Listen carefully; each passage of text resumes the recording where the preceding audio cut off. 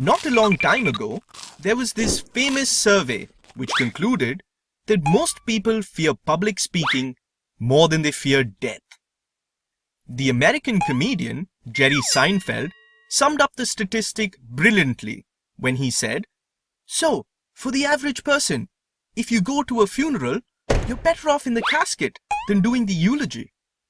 That's funny, right? Wrong. Speaking to an audience is something 2 out of 3 people will do in their professional careers. So, which person are you? Would you rather be the one in the casket or the one delivering the eulogy? The important thing to remember is that a presentation is a performance that needs an artist to wow the audience. So come along now, pay attention, and take your first steps to becoming a presentation ninja.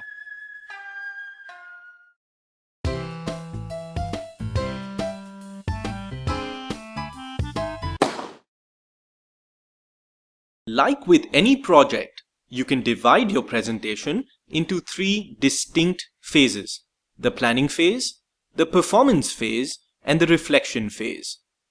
Let's first look at the planning phase. The first step is to know your audience, because they'll be judging your performance. Learn as much as you can about your listeners, their biases, and their expectations. Address your topic from the audience's perspective. Identify the presentation objective. The next step is to outline your presentation so that you get a clear overview of its content. Build your story like this. Tell what you plan to talk about. Tell your message or story. Tell again what your presentation was about. This way you deliver your key message 3 times. Prepare a flowchart of how you plan to run your presentation. Conceptualize and then make it happen.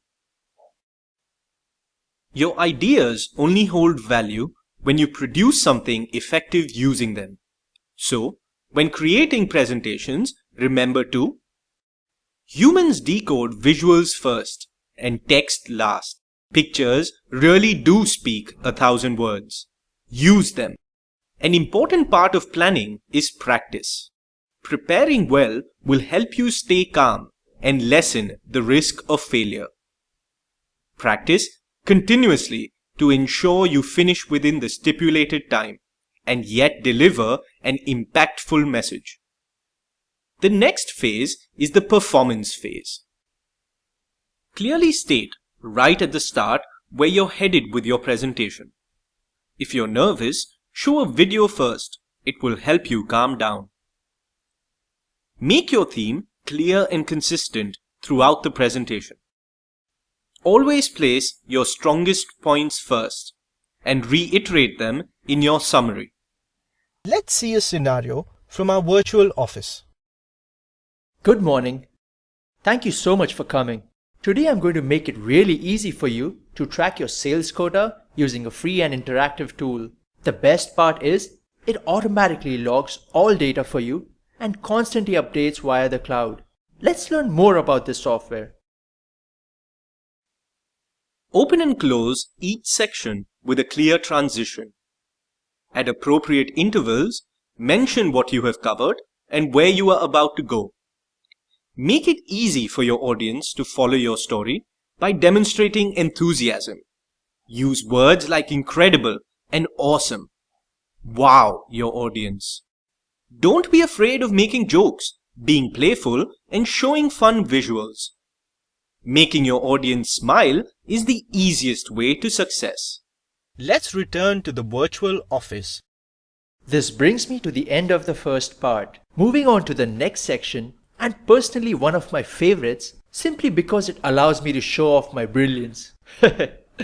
Well, not really. Now we learn how to use and make most of this powerful and awesome tool. The final phase is the reflection phase. After the presentation, assess its overall effectiveness. Ask yourself, did you make the sale? Did you persuade the audience to adopt your recommendation? Were listeners nodding their heads in agreement or sitting with their arms crossed? Were they interested or seemed bored? Ask, analyze, and improve. If you're going to give the presentation again, what changes can you make to improve it? In presentations, less is always more. Plan what your key messages will be. Then, structure the main part of your presentation around these key themes. This can seem very scary, but it works wonders. Try to use the entire platform when you speak. It will also demand that you practice more and focus on your audience, which is always good. Humans have a very short attention span.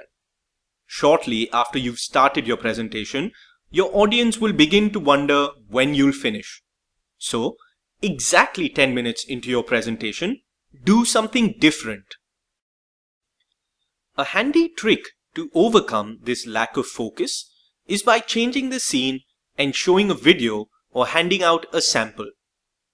By doing that, you persuade the audience to refocus on you.